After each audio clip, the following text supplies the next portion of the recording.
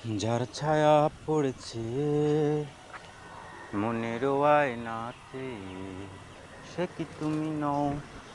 ওগো তুমি নও, হৃদয়ে আমার সুরের আবেশ ছড়িয়ে দিলে গো।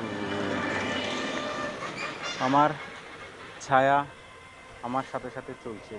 কথায় আছে অন্ধকারে নাকি ছায়া থাকে না, কিন্তু এখন যেহেতু রৌদ্র, সেই জন্য ছায়াটার সাথে সাথে লেগে আছে। জানি না কতক্ষণ থাকে, তবে এখানে বলতে হবে এই ছায়া দেখে এখানে একজনের ছায়া নাকি দুইজনের।